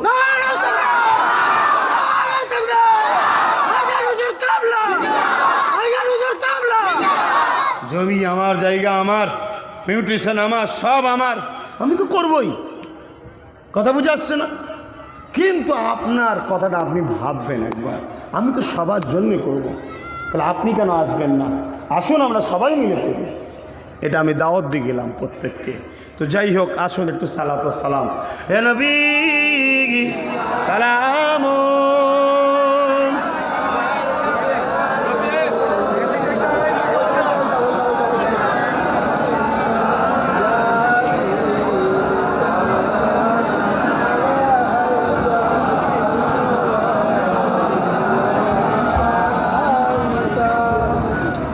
আপনি অবাক হয়ে যাবেন, এই নলেজ সিটির পোশাকটা ফ্রান্স থেকে বলে আমেরিকা, ব্রিটেন, সৌদি, দুবাই, কাতার, অস্ট্রেলিয়া, ব্রাজিল, বিভিন্ন জায়গায় আমাদের সব ছেলেরা মিশে থাকে, তো সব জায়গায় খবর চলে গেছে, সব জায়গার মানুষ আগ্রহ। ফুরফুরা শরীফ একটা ঐতিহাসিক জায়গা, ফুরফুরায় সেরকম কিছু না, বিশাল কিছু একটা দিকে হয়, সবাই চায়, ঠিক না? এবারে সেই কাগজপত্র করতে গিয়ে একটু সমস্যা হবে, সমস্যা অন্য কিছু নয়, টাইম লাগে ভাই সব কিছু। তারপরে বীজখানা বাড়ি করোনা এসে গেল, অফিস আদালত সব বন্ধ, আস্তে আস্তে সব হবে, সব হবে। তারপরে যখন দেবেন না, আসুন সবাই মিলে করবো, আসেন। আমি যখন সামনে আছি, কেউ যদি আপনার কথার গুরুত্ব না দেয়, আপনি আমার কাছে আসুন না। আপনার কি অভিযোগ আছে, কি আপত্তি আছে, আপনি আমার কাছে আসুন। আমি তো সব কিছুর মেয়ে, ঠিক না বেটা? আসুন আমার কাছে, বসে কথা বলবো। তারপর দিন রাত তোমার ছোট ভাইটা পড়ে আছে আপনার এলাকায়, তার সাথে কথা বলবো। কে সাইড থেকে কিছু বলবে তার কথায় মন খারাপ করবেন না। আপনারা আমাদের পরিবার, আমাদের আত্মীয়, আমাদের পাড়া প্রতিবেশী, এবং এই এলাকায় আমাদের জায়গার উপরে হোসেনপুর, এলাহিপুর, তারপরে হাজিপুর, এই সব এলাকায় আমরা বিভিন্ন ধর্মের মানুষ, সব মানুষ আপনার জামানের বোঝা ছিল, ইতিহাস জানতে হবে। আগে খাজনা পর্যন্ত দেওয়া হতো, জমিদারি দিয়ে বলে, কিন্তু হুজুর রহমাতুল্লাহ আলাইহির কথাটাকে বন্ধ করে দিচ্ছে, না গরিবরা দিতে পারবে না, কষ্ট হবে, সবাত সব্বা। কত বড় ইমাম ছিল দেখেন, কত বড় বড় মাপের লোক ছিল তারা, সব মাপ করে দিয়েছে। এবং ফুরফুরা শরীফ হসপিটাল এলাকায় কেউ শুধু মুসলমানের ট্রিটমেন্ট হয়, আর মুজাদ্দেদ জামানের সব যে আমার এলাকার সব মানুষদের চিকিৎসা হবে, গরিব মানুষরা আসবে, একটা হসপিটাল দাও। সেটা বড় হুজুর পিরিকুল্লাহ তেনার স্বপ্ন শুরু করেছিল, আজকে সেই হসপিটাল ধ্বংস হয়ে যাচ্ছে, সে হসপিটাল ধ্বংস হয়ে যাচ্ছে। এবার এই কথা যদি বলি কষ্ট হবে। আরে আপনারা তো এলাকার মানুষ, পার্টি করছেন যে দেখুন না, আপনারা তো রাজনীতি করছেন, আপনারা যদি রাজনীতির ক্ষমতা হসপিটালটা করে দেন, আপনাদের তো এলাকায় গুণমিল বাড়বে, এলাকার লোক তো আপনাকে ভালোবাসবে, এটা তো আপনাদের কাজ। কথা বুঝে আসছে? এইরকম ভাই বললে অনেক সমস্যা, কিন্তু ভাই যখন দেখছি কোনো দিক দিয়ে সারা পাচ্ছি না, ওসব কারো কথা শুনতে রাজি নয়। কে কি ABCD বলতে দেখার দরকার নেই। 2021-এ দল করছি, ডিসেম্বরে ঘোষণা হবে, রাজনীতি করবো, আপনারা বাসে করবেন তো নাকি? একটাই জিনিস বুঝি, ওসব কিচ্ছু বুঝি না। এর জন্য আমি দাওয়াত দিচ্ছি, প্রকাশ্য ওপেন আহ্বান করছি, দিদিকেও আহ্বান করছি, বামকেও আহ্বান করছি, কংগ্রেসকেও আহ্বান করছি, আসুন সবাই মিলে এক হয়ে বিজেপি দাঁড়ায়, চলে আসুন, সবাইকে আমি আহ্বান জানাচ্ছি। এরপরে যদি আপনারা না আসেন, তাহলে ভাববো বিজেপির সঙ্গে গঠন সবাই করে বসে আছেন, আমরা একা এক জায়গায় হয়ে যাব, আদিবাসী দলিত ভাইরাস আমরা এক জায়গায় হচ্ছি, আমরা বাঁচাতে হয়, গণতন্ত্রকে বাঁচাতে হয়, ওটা আমরা দেখিয়ে দেবো, চিন্তার কোনো কারণ নেই। আমরা পারি না, পারি না, ব্রিটিশকে তো আমরাই তেড়িয়েছি, হ্যাঁ আমরাই তেড়িয়েছি। আর আমাদের সাথে আমার আদিবাসী ভাইয়েরাও ছিল, তিনারাও দাঁড়িয়েছেন, বিরসা মুন্ডা, শিবু কানো, সব ইতিহাস জানেন তো। এইভাবে সবাই মিলে দাঁড়িয়েছি আমরা। সেই জায়গায় আমরা আবার বিভিন্ন ধর্মের মানুষ এক জায়গায় হচ্ছে, আমরা সবাই মিলে দাঁড়াবো, চিন্তার কোনো কারণ নেই। কিন্তু দায়িত্ব নিয়ে আহ্বান জানানো দরকার, তাই আমি সবাইকে আহ্বান করছি, বাম, কংগ্রেস, টিএমসি সবাইকে আহ্বান করছি, আসুন আমরা সবাই এক হয়ে যাই, এক হয়ে গিয়ে দাঁড়াবো। আপনার দলে আপনি থাকবেন, ওনার দলে উনি থাকবেন, ওনার দলে উনি থাকবেন, যার যেমন ক্যাপাসিটি তেমন সিট নেবে, কি আছে, কি মিলে জুলে কাজ হবে। আর পুরো একজনের উপরে ভরসা দেবো, আর আপনি 18টা ঢুকিয়ে দিলে, কাজ যদি সব ঢুকিয়ে দিলে বাকি বলে যাবে, আমি কি করে বিশ্বাসটা করতে পারি? ঠিক না বেটে? একটু মিলে ঝুলে দেশ ও দেশবাসীকে বাঁচাবার স্বার্থে কাজ করতে হবে। কেন দেশকে ভালোবাসা ওটাও ইসলামের কাজ, দেশবাসীকে ভালোবাসা ওটাও ইসলামের কাজ। মেম্বারটা ইসলামের, তাই ইসলামের মেম্বারে বসে নামাজ, রোজা, হজ, যাকাত, দান, খায়রাত, নবীর আগমন, নবীর জীবনী, নবীর সবকিছু আলোচনা হবে, নবীর রাজনীতির আলোচনাও করতে হবে, সবটাই হবে, ঠিক না বেটি? এতে কারো যদি বলে ব্যক্তিগত আঘাত লাগছে, সেটা আলাদা কথা, সেখানে কিছু করার নেই। কেন আমরা ব্যক্তিগততে নেই, আমরা সমষ্টিগততে আছি, যেখানে সবার উন্নতি হবে। শুধু ফুরফুরায় 75 কোটি দিয়ে দিলেন, আর বাকি বাংলার সমস্ত মুসলমান খেতে পেল না, ওই 75 কোটির 5 টাকাও আমরা চাই না, উন্নয়ন সবার করতে হবে, ঠিক না ভাই? আর 75 কোটি দিয়েছেন তো বলে দিলে হবে 75 কোটির মধ্যে কত কোটি কে কে খেয়েছে ওই হিসাবটা বার করে আমাদের একটু দিতে হবে। আপনি 75 কোটি দিয়েছেন, আপনাকে সাধুবাদ জানাই। 5 কোটির কাজ হয়েছে, 2 কোটির কাজ হয়েছে, 1 কোটির কাজ হয়েছে, বাকি দেখা যাচ্ছে 72 কোটি সব পেটে চলে গেছে। তো আমরা জানবো না কি? আমি তো ফুরফুরার পরিবারের সদস্য। ফুরফুরা মানে আমারও তো সেগুলো ধরছে, ফুরফুরা মানে আপনারাও তো সব বদনাম হচ্ছে, সব পেয়েছে আবার কেন করবে, একটু জানা দরকার। এবার এইগুলো যখনই বলছি যারা যারা খেয়েছে তারা তারা খেয়ে যাচ্ছে, বাকিগুলো তো কই খাবে না। যাক, যা হবে কালকে হবে। করি ইয়া নবী সালাম, ইয়া রাসূল, ইয়া হাবিব, সালাওয়াত, ইয়া নবী নামো या रसूल नामो प्यारा, अर्श हक ने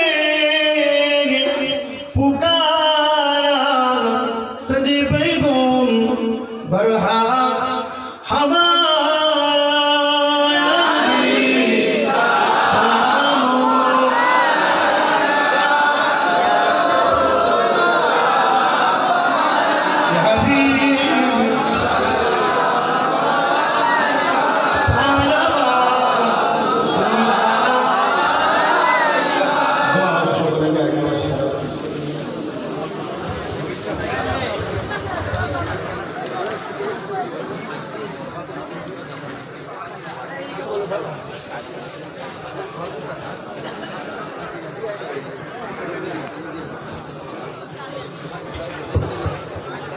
दुरूद शरीफ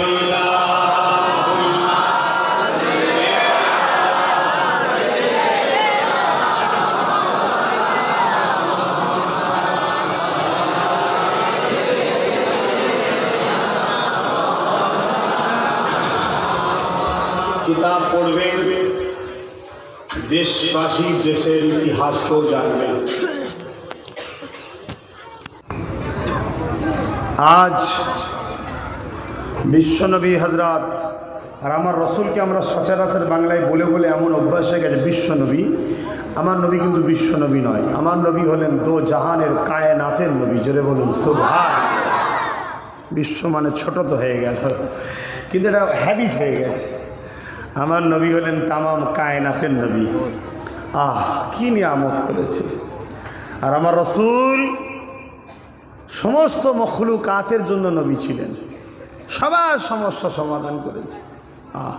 আর আমার নবীকে সবাই ভালোবেসেছে, শুধু মানুষরূপী একদল দুপায়ে পশুরা আমার নবীর বিরোধী করেছে, তাছাড়া সবাই। কে করেনি ভালো বাসেনে? আম্মাজান হজরতে খাদিজাতুল কুবরা আমার রাসূলুল্লাহর আহলিয়া, গরমের সময় আল্লাহ রসুল একদিন গাছতলাতে শুয়ে আছে, বিশ্রাম নিচ্ছেন। আম্মাজান দেখতে এসেছেন যে নবী একদিক থেকে আর একদিকে কাঁধ ফিরেছে। আমার দয়ান নবীর পিঠে ঘাম হয় না, ওই ঘামগুলো টুপিয়ে টুপিয়ে যখন গড়িয়ে গড়িয়ে পড়ছে, যেমন হীরের চমক হয় ওরকম চমক হচ্ছে। জোরে বলুন নূর, নবীর ঘামও নূর, তাই তো ঘাম থেকে গন্ধ নয়, দুর্গন্ধ নয়, খুশবু বেরোতে। জোরে বলুন সুবহান। আম্মাজান বললেন, আমি একটা হাওয়া করার জন্য কিছু নিতে এসেছি। নিয়ে গিয়ে যখন যাচ্ছি দেখলাম এক বিষধর বড় সাপ আমার রাসূলুল্লাহর দিকে যাচ্ছে। আমি ভাবলাম নবীকে যদি দংশন করে নেয়। আম্মাজানের মতো ভাবছে। তা আমি কিন্তু সাপটার আগে পৌঁছাতে পারলাম না, সাপটাই আগে পৌঁছে গেল। যেভাবে ছোবল মারে দেখবেন এ তুলে, আর ছোবলটা যখন মারে ডালিটা চড়া হয়, বড় সাপ হলে আরও বড় ডালি। তা আমি অবাক হয়ে গেলাম যে আমি ভাবলাম হয়তো রসুলকে কামড়াবে, কিন্তু আমি দেখলাম এইভাবে লড়ছে, অর্থাৎ রসুলকে হাওয়া করছে। জোরে বলুন সুবহান। একটা মখলুক এবং সাপ, সে দেখুন আমার রসুলকে ভালোবাসছে। আর আজকে আমরা রসুলের মাদ্রাসা যারা ভাঙবে তাদেরকে জিতাচ্ছি। হায় আল্লাহ, আফসোস করতে হবে, বা প্রচুর আফসোস করতে হবে, কর্মের ফল ভোগ করতে হবে যদি এখনো পরিবর্তন না হয়। এখনো সময় আছে, পরিবর্তন হয়ে যান। কলিকাতায় 70টার ওপরে কম বেশি মসজিদ বন্ধ পড়ে আছে, যেখানে গরু ছাগল সোর পর্যন্ত চলছে। আজকে আমরা ব্যস্ত হয়ে আছি, পার্টি অফিস না বন্ধ হয়ে যায়, মুসলমান পার্টি অফিস না বন্ধ হয়ে যায়, তার জন্যে মাথা খারাপ। হ্যাঁ, ওটা করতে হবে, মানা করছি না, ওটার থেকেও তোমার তো গুরুত্ব দরকার, যে তোমায় জীবন দিয়েছে তার ঘরটাকে রক্ষা করা। আমি তো কারো ঘরে আঘাত মারি না, কারো ঘরে ঢিল মারি না, কারো ঘরকে ভাঙতে যাই না, কিন্তু আমার ঘর কেউ ভাঙতে আসবে, আমার মা বেটিকে কেউ আঘাত করবে, এটাকে প্রতিরোধ করার নামই হলো মানবতা। তবেই তো তুমি একজন মানুষ, তোমার মধ্যে ইনসানিয়াত তবেই তো আছে। আজকে বড় দুঃখ, তার জন্য কিন্তু আমরা কেউ ভাবি না যে নবী আজও মদিনার জমিনে আমাদের জন্য কাঁদছে, আজও কাঁদছে। নবী হায়াতে আছে তো নাকি? আল্লাহ নবী দুনিয়াবি জিন্দগিটা কাটিয়ে আখেরাতের জিন্দগিতে রওনা দিয়েছে। এই আখেরাতের জিন্দগিটাকে বারজাখি হায়াত বলা হয়। কবরের জিন্দগি বারজাখি হায়াত, ওই হায়াতে রসুল আজও কাঁদছে। এবং যেদিন কিয়ামত হবে, বিচারের দিন হবে, হজরতে জিবরাইল সাল্লাম সেদিন রসুলকে তুলতে আসবেন। হজরতে জিবরাইল বলেন, সেদিন আমি দেখব আমার দয়াল নবী সেজদায় পড়ে আল্লাহর কাছে কাঁদবেন, আর জবানে বলবেন ইয়া রব্বি হাবলি ইয়া উম্মতি। বলুন সুবহান। আজ আমরা কখনো ভেবেছি সেই রসুল্লাহর হয়ে কী করা দরকার? কখনো ভেবেছি? সেই রসুলকে যদি খুশি করতে চাও, তাহলে রসুল বলছে এতিমদের মাথায় যে হাত বুলাবে, আমি রসুল যেন সে আমার মাথায় হাত বুলালো। জোরে বলুন সুবহান। আজ এতিম খেতে পাচ্ছে না, আজ এতিমের শিক্ষা নাই, আজ এতিমের চিকিৎসা নাই। তাই আমি আপনাদের ঘরে নিয়ে সেই রসুলকে যদি খুশি করতে চাও, তাহলে রাজ ক্ষমতা দখল করে ওয়াকাফ সম্পত্তি থেকে এতিমদের পড়া, এতিমদের স্বাস্থ্য চিকিৎসা, এতিমদের জন্য থাকার ঘর নির্মাণের দরকার আছে না নাই? আজ আপনাদের নলেজ সিটিতে 10,000 বেডের অনাথ আশ্রম করছি আমি, নিশ্চয়ই শুনেছেন প্রকল্প আমার 10,000 বেডের। এটা তো আর লোকের থেকে নিয়েই করব। যদি আজ আমার কাছে রাজ ক্ষমতা থাকে, এরকম প্রত্যেকটা জেলায় একটা একটা করে করতে পারবো। যত অনাথ থাকবে ওখানে, আর 50, 60, 100, 200 লোক কর্মচারী থাকবে, কি 1000 লোক মাইনে দিয়ে কর্মচারী থাকবে। তারা ওই অনাথ বাচ্চাগুলোকে টাইম হলে স্কুলে নিয়ে যাবে, নিয়ে আসবে, ওখান থেকে পড়াশোনা করে করে এতিমগুলো ডাক্তার, উকিল, জজ হবে, পরের ভবিষ্যৎটা দাঁড়িয়ে যাবে। এটা কত মহান কাজ নয়? কথা বলছেন না কেন? এই কাজটা যদি করি আমি, অসুবিধে কোথায়? কিন্তু এটা কাজ করতে গেলে অর্থের দরকার আছে না নাই? আমি দেখছি আমাদেরই টাকা 22 থেকে 30 হাজার কোটি টাকা পার বছরে ওয়াকফ সম্পত্তির ইনকাম হচ্ছে, সরকার দিচ্ছে না। এ সরকার শুধু দিচ্ছে না তা বলবো না, সবাই দেয়নি। তো ওই জায়গাটা আমি দখল করে ওই টাকাটা নিতে পারলে তাহলে গরিবদের উদ্ধার করতে পারবো। এ কথা বুঝছেন না, বোঝেন না? তাহলে ওই টাকা নিতে গেলে আপনাদের মধ্যে থেকে ভালো ভালো লোককে ওই জায়গায় পাঠাতে হবে, যে আমার হুকুমে চলবে, যার কাছে আমি নথিপত্র লিখালিখি থাকবে, আমার ইশারায় চলবে। নাই যাকে জিতাতে পারি তাকে গাছে বাঁধতেও পারি। কথা বুঝে আসছে? যেমন ভালো তেমন খারাপ, ভালোর জন্যে ভালো, অন্যায়ের জন্যে খারাপ। এই তো কথা রে বাবা, নীতিতে মজবুত হতে হয়। তাহলে সেই জায়গায় তারা আজকে কত খুশি হবে। আজ কত গরিব বাপ আছে রাত্রিরে বিছানায় মাথা দিয়ে কাঁদে, ঘুমায় নেই। কেন? দুটো বড় বড় মেয়ে মাথায় মাথায় বড় হচ্ছে, কি করে বিবাহ দেবো, চিন্তা। কিন্তু আমাদের হাজার হাজার কোটি টাকা লুটপাট হচ্ছে। আজকে যদি সেই জায়গায় আমরা দখল করতে পারি, তাহলে এই যদি আইন তৈরি করে দেওয়া হয় গরিব মেয়েদের বিবাহের জন্য খরচ দেওয়া হবে, তাহলে বাপ মাগুলো নিশ্চিন্তা পাবে, আমার রসুল খুশি হবে, আমার আল্লাহ খুশি হবে। শুধু মুসলিম নয়, আদিবাসীদের জন্য জল জঙ্গলের বন দপ্তরের টাকা আছে, হিন্দু ভাইদের জন্য দেবত্ব সম্পত্তির টাকা আছে, ওগুলো লুটপাট হচ্ছে, আমাদেরটাও লুটপাট হচ্ছে। ভোটের সময় এলে 22,000 কোটি টাকা ইনকাম বছরে, দেখা যাচ্ছে ভোটের সময় এলে 500 কোটি টাকা খরচ করে গুন্ডা পোষা হচ্ছে। এই সব লুটে দিয়ে দিবি, এলে তুই 50,000 লাখ, তুই 1 লাখ লাখ, তুই 2 লাখ লাখ, অথচ দেখা যাচ্ছে 21,500 কোটি টাকা বছরে লুটপাট হচ্ছে। আর আমরা 500 টাকা পেয়ে খুব খুশি, ঘুগনি মুড়ি খেয়েছি, 500 টাকা পেয়েছি, ভোট দিয়ে চলে এসেছি। সারা বছর এবার আমপানে বলছি নেতা চোর, 500 টাকায় নেতা নির্বাচন করার চোর পাবে না তো ভালো পাবে? এখন আফসোস করলে হবে? অতএব বিক্রি হবে না কোনো দিন। যে জিনিস কিনা যায় সেই জিনিসের মূল্য নাই, যেটা কিনা যায় না তার মূল্য আছে। অতএব তুমি মানুষ, তোমাকে কি করে কিনা যেতে পারে? তুমি কি করে বিক্রি হও? অতএব ভাই, যেমন নামাজ পড়লে খুশি হয় আল্লাহ আল্লাহ রসুল, রোজা রাখলে যেমন আল্লাহ আল্লাহ রসুল খুশি হয়, হজ করলে যেমন আল্লাহ আল্লাহ রসুল খুশি হয়, এতিমদের পাশে দাঁড়ালো আল্লাহ আল্লাহ রসুল খুশি হয়। আমার কাছে 1 বালতি পানি আছে, আমার কাছে 5টা এতিম এসছে, আমি 5 গিলাস দিয়ে দিচ্ছি, তো পানি শেষ তো, ঠিক না বেঠিক?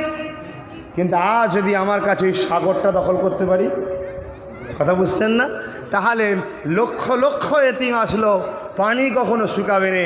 তাই আব্বাস সিদ্দিকীর দিবার মন আছে, আব্বাস সিদ্দিকী দেনেওয়ালাদের ঘরে নিয়ে এক জায়গায় করছে, এতিমদের বাঁচাবার জন্যে, মা বেটিদের ইজ্জত বাঁচাবার জন্যে, মসজিদ মাদ্রাসার ইজ্জত আবরু রক্ষার জন্যে, দলিত আদিবাসী হিন্দু প্রত্যেক সম্প্রদায়ের গরিব মানুষকে গণতান্ত্রিক পদ্ধতিতে তাদের অধিকার পাইয়ে দিবার জন্য আগামী দিন আমার আল্লাহ আল্লাহ রসুলকে খুশি করার জন্য আমি এই কাজ করব। কারো আপত্তি আছে? আপনারা কারা কারা আমাকে করার জন্যে উৎসাহিত করছেন বা করার জন্যে ইজাজত দিচ্ছেন বা করার জন্যে আগাতে বলছেন, একটু হাত তুলে দেখান।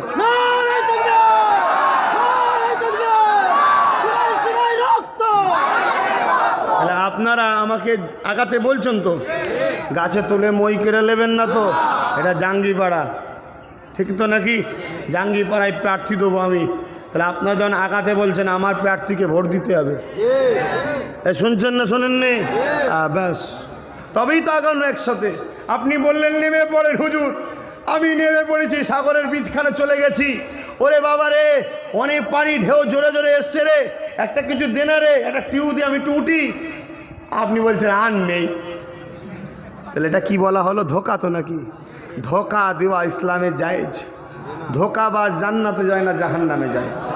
বাস, আপনারা সবাই মিলে বললেন নাবেন, আমি নেমেছি আপনাদেরকে বাঁচাবার জন্যে। আর আপনারা এবারে ঠিক সময় বললেন হুজুর 500 পেয়ে ভুলে গেছিলাম আপনার কথা বুঝছেন না? ওটা করলে হবে না, কথা বুঝে আসছে তো? যাক, আল্লাহ আমাদের সৎ বুদ্ধি দিক। এই এলাকায় যারা টিএমসি পার্টি করেন, বামপন্থী করেন, কংগ্রেস করেন, সবাইকে বলছি সব পার্টি ছেড়ে দেন, চলে আসেন আপনার ভাইয়ের পার্টিতে, আপনার বাবাজির পার্টিতে, আমরা মিলেমিশে কাজ করব। চলে আসেন, শুধু 2টো জিনিস ছেড়ে দিয়ে আসবেন।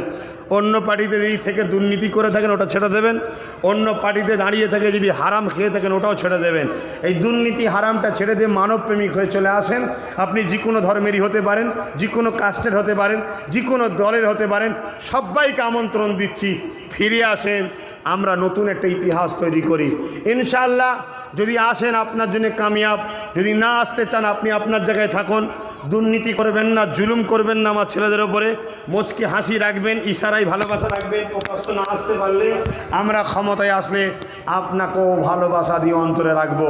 আর যদি বলেন যে না দাদাগিরি দেবো, আমার ছেলেদের ঘরে বলা আছে লিস্ট করে রাখ, সময় আসলে আল্লাহর পক্ষ থেকে মারতে হবে, আইনত ব্যবস্থাও হবে।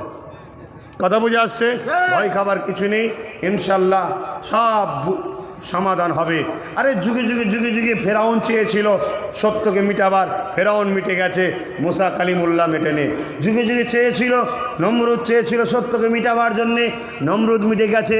ইব্রাহিম খলিল আমার আব্বা যান, মেটেনে, তোমাদেরও তো আব্বা, মুসলিম জাতির পিতা, মেটেনে। আবু জেহেল উতবা সাইবা চেয়েছিল মোহাম্মদ রসুলকে সত্যকে মিটাবে, তারা মিটে গেছে, রসুল মেটেনে।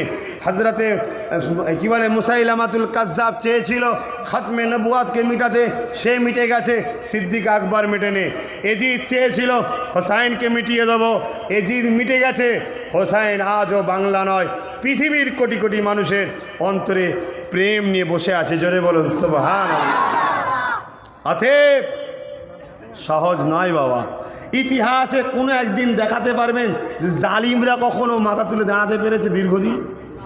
কিছু সময়ের জন্য ওঠে, ফুস করে পড়ে যায়। অতএব মোদি বেশি দিন নয়, আর দিদি যদি ওর সাথে বন্ধুত্ব না ছাড়ে, দিদিও বেশি দিন নয়। দিদি যদি বন্ধুত্ব ছেড়ে দেয় তাহলে একবার ভেবে দেখতে পারি। কথা বুঝে আসছে? তবে আলামত ভালো নয়। কথা বুঝে আসছে না? নাই। তা যাই হোক, কে কার সাথে বন্ধু করবে না করবে তার ব্যাপার। আমি সবাইকে দাওয়াত দিলাম, বাম, কংগ্রেস, টিএমসি, ছোটোখাটো যা আছে, কে কী দলের, কে কী ধর্মের, সবাইকে বলছি ধর্মনিরপেক্ষ রাষ্ট্রে প্রত্যেকে স্বাধীনভাবে সমান অধিকার নিয়ে, গণতান্ত্রিক প্রক্রিয়া যে অধিকার আছে, শিক্ষা, স্বাস্থ্য, অন্ন, বাসস্থান, অধিকার নিয়ে মাথা তুলে বাঁচব। তাই আমি একটা দলের নেতৃত্ব দিয়ে আপনাদেরকে পরিচালনা করব। লাঠিটা আমার হাতে থাকবে, কেন অন্য কার হাতে দেবো, সে যদি আবার বিক্রি হয়ে যায় বিপদ হয়ে যাবে তোর বাবা। আমি নিজের উপর ভরসা আছে, নিজেকে চিনি। কথা বুঝে আসছে? দায়িত্ব নিয়ে আগামী দিন গরিব, মুসলিম, দলিত, আদিবাসী, বঞ্চিত মানুষের জন্যে আমি রাস্তায় নামছি। আপনারা নামতে ইজাজত দিয়েছেন, শুধু ইজাজত দিলে হবে না। বিধানসভাতে বিভিন্ন জায়গায় ডিসেম্বরের পরে জনসভা করব, খবর পেলে যেতে হবে, ঠিক না বেঠিক?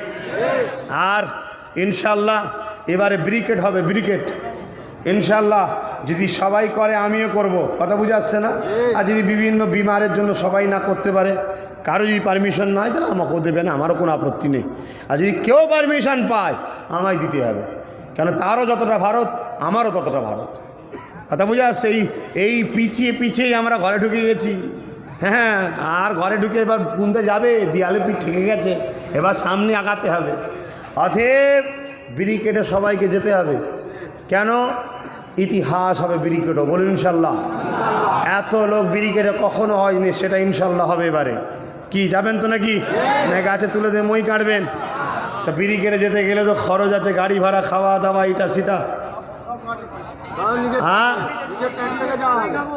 ভাই, আমি দিতে পারবো না ভাই, আমার তোলা টাকা নেই, ঝেড়ে নেওয়া টাকা নেই, গুন্ডাগিরির টাকা নেই।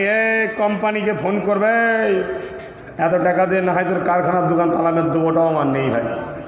নিজের পয়সায় যাবেন, নিজের জিতের জন্য, নিজের দেশের জন্য, নিজের গণতন্ত্রকে বাঁচাবার জন্য, এই তো ব্যাপার রে বাবা। কিন্তু সবাইকে যেতে হবে। কথা বুঝে আসছে? আসুন, ওই দিন থেকেই বুঝে যাবে বাংলায় কার কত ক্ষমতা আছে, কে কত সিট নেওয়া দরকার। যার ভাড়া না দিলে 10টা লোক হয়নি, সে বলছে আমি নেতা হব। আর আমি এসে টাকা চাইলে দেয়, তাহলে আমি কেন নেতা হব না? কি ঠিক না বেটি? কিন্তু আমি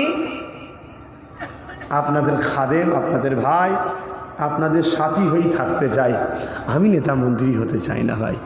আমি আপনাদেরকে বানাবো কারিগর, আমি কোচ, আমি কথা বুঝে আসছে না? ট্রেনিং আমি দেবো, কিন্তু লাটাইটা আমার হাতে রাখবো। যতই ওপরে মাথা চড়া, টুক করে কেটে দেবো, ছুঁড়ে পড়ে যাবে।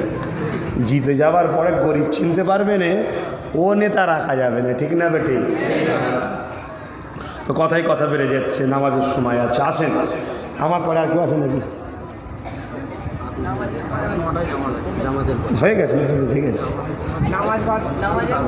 আচ্ছা আচ্ছা, ঠিক আছে। ও নামাজ হবে তারপর। আমি একটু ছোটো করে দোয়া করে দিই। আল্লাহুম্মা আমিন।